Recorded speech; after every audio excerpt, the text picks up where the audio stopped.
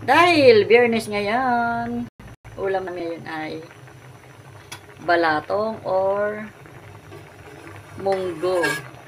Ganito din ba kayo magluto ng maglaga ng munggo? Ayan. Pagka kumukulo na yan, nilalakas ko talaga yung apoy niya.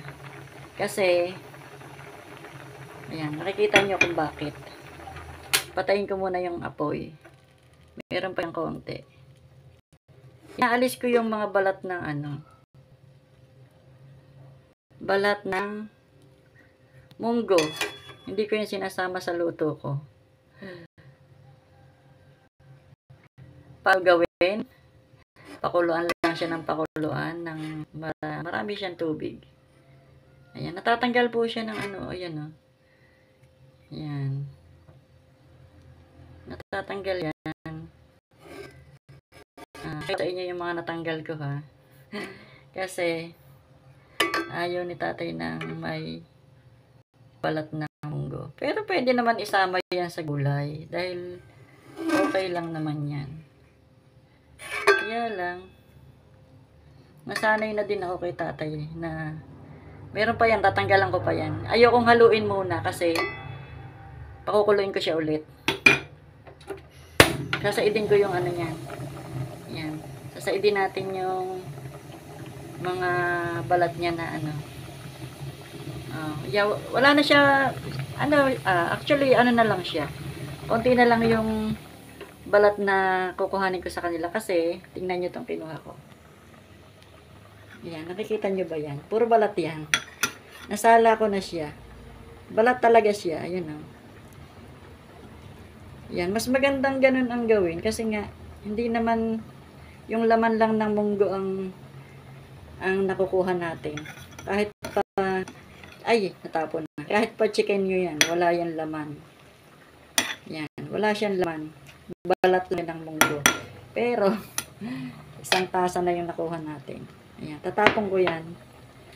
Wala yan laman. Napakikita ko sa inyo siyang laman. O, diba? Wala siyang laman. Balat lang siya. Ayun, bagong tips para sa inyo. Siguro okay na to. Wala na akong makita. Tingnan nyo yung aking Ayan siya ngayon, Ayan, konti na lang yung balat niya. Natanggal ko yung pagkadami-dami niyang balat. Halo ko na, hindi na yan Tingnan ulit natin kung may makukuha pa tayo. Lalakas ko yung apoy. Humihiwalay kasi siya pag kumukulo ng ganyan. Ayan nakikita nyo yung humihiwalay na yun. Yun. Humihiwalay siya.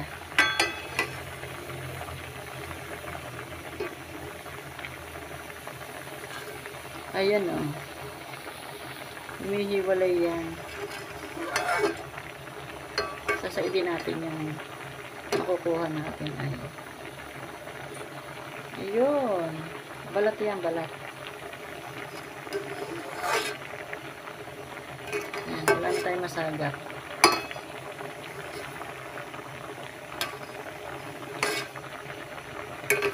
Wala na ako masagap. Sumama na sa yung iba. Okay na to.